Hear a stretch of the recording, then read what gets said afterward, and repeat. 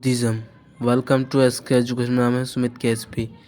दोस्तों हम पिछले वीडियो में समझने तो पूरा इतिहास के बारे में, उसके साहित्यिक स्रोत और दोस्तों पुरातत्व स्रोत में दोस्तों हम इसमें समझने वाले सबसे महत्वपूर्ण टॉपिक के बारे में, वो है दोस्तों बौद्ध धर्म। दोस्तों बौद्ध धर्म का पहले हम समझते हैं कि उसका उद्भव होने के कारण ही क्या थे। आपको पता ही होगा कि उस समय जब धीरे धीरे ब्राह्मणवादी विचारधारा बढ़ती रही तो बलि बलि प्रथा शुरू हो चुकी थी, अनुष्ठान आने लगे थे, नए नए कर्मकांड पैदा होने लगे थे।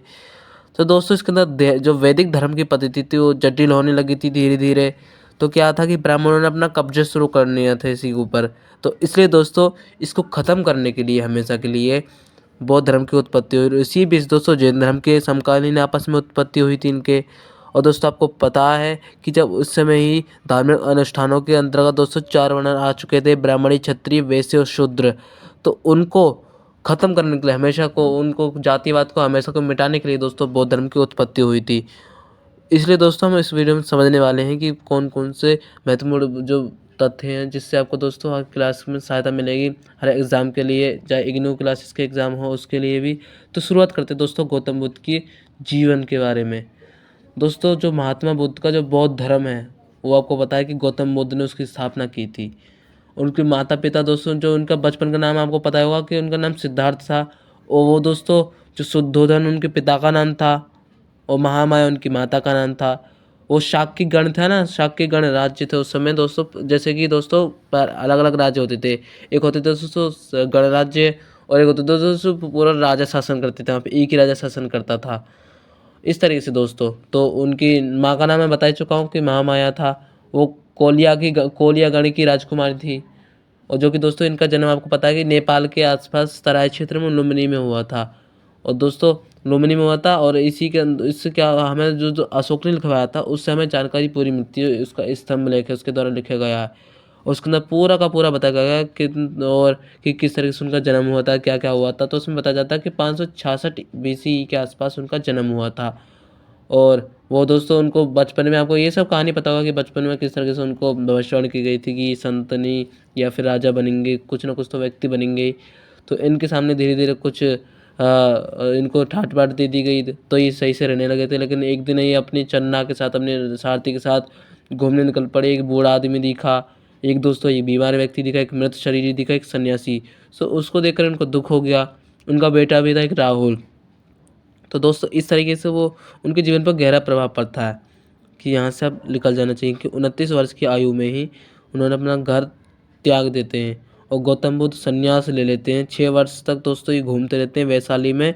अलारा कलामा से अपने ध्यान जो सांख्य योग था दोस्तों उसकी शिक्षा लेते हैं और उपनिषद की शिक्षा भी प्राप्त करते हैं। परंतु दोस्तों ये शिक्षा ज़्यादा महत्वपूर्ण इनके लिए ठीक नहीं थी। उन्होंने सब कुछ ले लिया।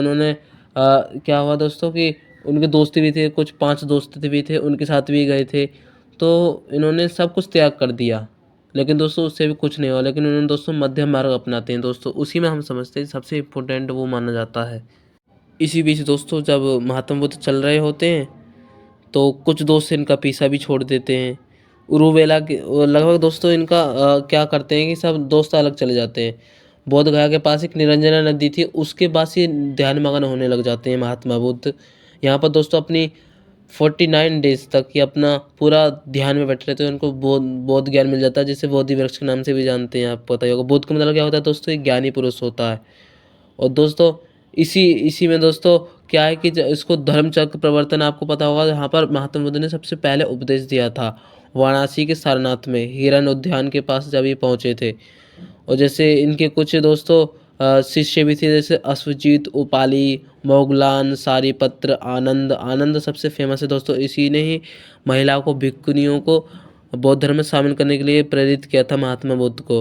तो ये सभी तो दोस्तों हम सभी जानते ही हैं, ज़्यादा महत्वपूर्ण ये सब माने जाते हैं। और एक धनी व्यापारी था दोस्तों जो कि दोस्तों अनंत पिंडक था, उसका शिष्य था महात्मा बुद्ध का। पहला मतलब दोस्तों सबसे प्रिय शिष्य था, वो व्यापारी था, श्रावस्ती का रहने वाला। दोस्तों महात्मा बुद्ध की मृत्यु होती दोस्तों कुशीनगर में, देवरिया जिले के आसपास ये पड़ता है।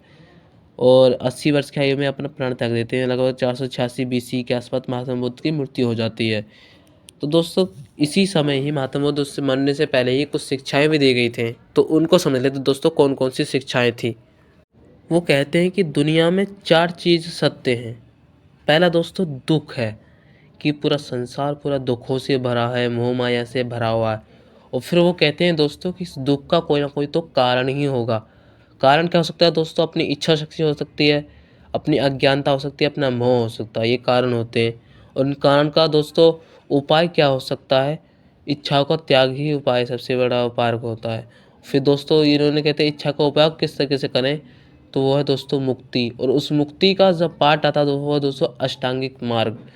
तो अष्टांगिक मार्ग में दोस्तों सबसे पहले आता है सम्यक दृष्टि, यानी कि दोस्तों अपनी मुक्ति के लिए दोस्तों पूरा दुख को त्याग दो, अपने इस संसार से ज़्यादा मोह मत रखो, हर इच्छा का परित्याग कर दो। ये सम्यक दृष्टि हमें ज्ञान सिखाती है। और इसी में दोस्तों सम्यक संकल्प में दोस्तों जो कि दोस्तों विलासिताएं वस्तु लिप्सा जैसी वस्तुएं उनका हमेशा के लिए त्याग कर दो। अपना लोगों से प्रेम करना सीखो, वासना वाला प्रेम नहीं दोस्तों, यानी कि दोस्तों प्रेम करना सीखो, दूसरों से इज्जत करो लोगों की, ये सभी यहाँ पे ज्ञान देते हैं। और प्रसन्न रहो। फिर दोस्तों सम्यक वाचन में दोस्तों हमेशा सच बोलो। सम्यक कर्म में दोस्तों हमेशा स्वार्थ रहित अपना कार्य करना, स्वार्थ नहीं होना चाहिए किसी कार्य में। और सम्यक जीविका में दोस्तों हमेशा की ईमानदारी बनाए रखना। और धन अर्जित करो तो अपनी ही मेहनत से करो। और सम्यक प्रयास में दोस्तों क्या होता है कि इंद्रियों पर नियंत्रण हमेशा रखो और बुरे विचारों को मन में मत आने दो। और मानसिक अभ्यास हमेशा करते रहो जिसके द्वारा दोस्तों मोह नष्ट हो जाए और इच्छाओं का हमेशा के लिए त्याग हो जाओ। सम्यक दृष्टि में दोस्तों क्या होता है कि शरीर नश्वर माना जाता है। और सत्य को दोस्तों समझने के लिए जो पूरा का पूरा दोस्तों बुराइयों को हमेशा के लिए छुटकारा इसी से पाया जा सकता है। एक शरीर एक नश्वर है दोस्तों, इसलिए दोस्तों ज़रूरी है कि सत्य को समझा जाए। तो क्या है दोस्तों, आपको पता है सत्य क्या है? सत्य एक शरीर नश्वर है, कभी भी ख़त्म हो सकता है, इसलिए दोस्तों हमेशा ठीक रहें। और सम्यक समाधि में दोस्तों हमेशा शांति प्राप्त होगी दोस्तों इससे आपको, जब भी आप ये कर लेंगे। और वास्तविक सत्य दोस्तों तभी प्राप्त होगा सम्यक जब समाधि आपको आ जाएगी। और इसी में दोस्तों ये सब बोध क्या था दोस्तों, महात्मा बुद्ध ने सबसे ज़्यादा कर्म सिद्धांत फॉलो किए थे, कर्म को मानते थे, भूतकाल पर ज़्यादा निर्णय नहीं करते थे दोस्तों। और इनकी दोस्तों शुरू से रहे कि भगवान को कम मानते थे दोस्तों, एक ईश्वरीय थे, शून्यवाद थे। और दोस्तों ये कहते थे कि कर्मों का जन्म लेने के लिए आप बार बार जन्म लेते हैं, इसलिए दोस्तों इसको हमेशा के लिए जन्म यहाँ से हमेशा के लिए दोस्तों पुनर्जन्म इनका विश्वास नहीं था कि ये होता है। तो सिर्फ ये थे कि कर्मों का भोगने के लिए इंसान को तो भाई बार बार जन्म लेना ही होता है। लेकिन दोस्तों ये हमेशा ध्यान रखना, ये कहते थे कि नर्क लोक ये स्वर्ग लोक कोई जगह नहीं है, एक निर्वाण है दोस्तों, निर्वाण। उसको प्राप्त कर लिया आपने तो पुनर्जन्म से आपको मुक्ति मिल जाएगी हमेशा के लिए। और इच्छा को त्याग कर दो। और ये सभी दोस्तों इसके अंदर महत्वपूर्ण माने जाते हैं। और इसके अंदर दोस्तों महात्मा बुद्ध ने अहिंसा पर ज़्यादा बल दिया था। और बुद्ध ने प्रेम की जो भावना थी उसको ज़्यादा फैलाया था। और आपको पता होगा दोस्तों कि जैन धर्म क्यों नहीं फैल पाया था, क्योंकि जैन धर्म में ज़्यादा ही जटिल जटिल नियम आ गए थे, लेकिन इसके अंदर दोस्तों आसान नियम थे। और ये मध्यम मार्ग था, उसको अनुसरण करते थे, तो ये दोस्तों ज़रूरी था इसके अंदर। और इन्हीं के द्वारा दोस्तों ब्राह्मणवादी विचारों को चुनौती दी गई। जिसे जाति व्यवस्था थी ना, तो उस समय थी, उसको हमेशा के लिए ख़त्म करने के लिए ये सब चलाया गया। इन्होंने प्रहार किया इनके ऊपर। इन्होंने क्या किया दोस्तों कि सब कुछ बोध उन्होंने हर चीज़ पे यानी कि दोस्तों जो अपना ज्ञान है ना, तर्कवाद को ज़्यादा फॉलो किया। और पशु बलि को हमेशा के लिए विरोध किया। और इनके कुछ ग्रंथ भी हैं दोस्तों, वो सुत्त पिटक है, विनय पिटक है और अभिधम्म पिटक है। सुत्त पिटक में दोस्तों उनके उपदेश के बारे में, उनकी जो कहानियाँ हैं ये सब लिखी गई हैं। और विनय पिटक में दोस्तों भिक्षु हैं, उनका नियम क्या है ये सब लिखा गया है। और जो अभिधम्म पिटक है वो बुद्ध के जो दार्शनिक विचार है उसके अंदर पूरा का पूरा डिटेल में लिखे गए हैं। और दोस्तों ये सब ज़्यादा ज़रूरी माने जाते हैं। इनके कुछ दोस्तों फॉलोवर भी थे राजा लोग, जैसे महेंद्र हो गए, संघमित्रा, ये क्योंकि इन्होंने ही अशोक की जो बेटे और बेटी थे उन्होंने बौद्ध धर्म को फैलाया था, तो ये सब मानते थे। और इनसे हम समझ सकते हैं दोस्तों कि कितना फेमस था बुद्धिज़्म। इन चीज़ों में दोस्तों सबसे ज़्यादा फेमस बुद्धिज़्म था। इसी समय दोस्तों सबसे महत्वपूर्ण माना जाता है बुद्ध मत की जो सभाएं कुल हुई थी वो कितनी थी। क्या कहा जाता है दोस्तों, बुद्ध की जब मृत्यु हो जाती है 483 BC के आसपास, जो आज का राजगृह है यह यहाँ पे ये एक सप्तपर्णी गुफा है, वहाँ पे सबसे पहले बौद्ध धर्म था उसकी सभा होती है, जिसकी अध्यक्षता महाकश्यप करते हैं। और इसके अंदर दोस्तों जो कि बुद्ध की शिक्षा थी पिटक, उनको विभाजित किया जाता है अलग अलग। और दूसरी सभा थी दोस्तों 393 के आसपास हुई थी। तो इसमें ये वैशाली में हुई थी दोस्तों। तो वैशाली में जब हुई तो इसके अंदर जो पाटलिपुत्र जो वैशाली के भिक्षु थे ना, उन्होंने कुछ नियम अलग अलग बना दिए। कौशाम्बी के अवंती के भिक्षुओं के द्वारा दोस्तों कुछ शिक्षाएं को अलग से मनाया गया कि ये गलत हैं, तो इनका विरोध करना चाहिए। तो फिर दोस्तों इसी के अंदर ये लेकिन ये दोस्तों असफल रहा जाता है। इसके अंदर सिर्फ यही कहा जाता है कि जो भिक्षु और भिक्षुओं के केवल नियम बनाए जाते हैं, इसके अंदर ज़्यादा महत्वपूर्ण माना नहीं जाता।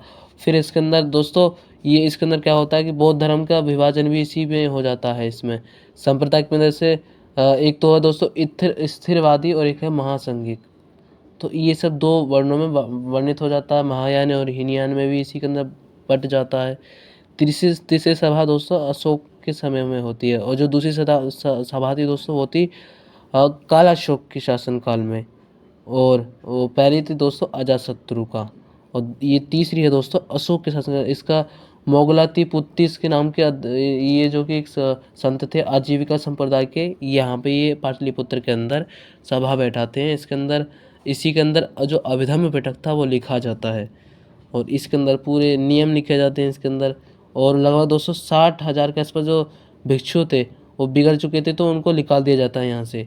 इनके अंदर पूरा का पूरा दोस्तों सुधार दिया जाता है, क्योंकि अशोक का शासनकाल था। और चौथी जो बौद्ध संगति होती है वो कश्मीर के अंदर होती है। कश्मीर में जब आयोजन होती है दोस्तों इसके आपको पता होगा कनिष्क ने कराई थी। कनिष्क के शासनकाल में लगभग दूसरी शताब्दी के आसपास ये हो चुकी थी। तो इसी समय दोस्तों होती है हीनियन संप्रदाय माने जो लोग हैं वो इसके अंदर शामिल होते हैं। और इसी के अंदर दोस्तों तीन जो इसके अंदर अलग अलग क्या होती हैं, जो पिटक थे ना उनके कुछ अलग से लिखे जाते हैं। उनकी सभा होती है इनके अंदर दोस्तों कि इसके अंदर मतभेद होने लग जाते हैं कि किस तरीके से क्या क्या इसके अंदर होना चाहिए, सुधार करना चाहिए। जैसे महायान हीनयान हो गए, तो हीनयान तो दोस्तों रूढ़िवादी थे, और महायान जो कि दोस्तों आधुनिकवादी थे, वो बौद्ध धर्म की मूर्ति पूजा नहीं करते थे। तो दोस्तों सिर्फ यही था, बौद्ध धर्म से ज़्यादा नहीं पूछने वाला, यहाँ से बाहर नहीं पूछेगा दोस्तों। तो दोस्तों मिलेंगे नेक्स्ट वीडियो में। आज के लिए धन्यवाद। जय हिंद, जय भारत।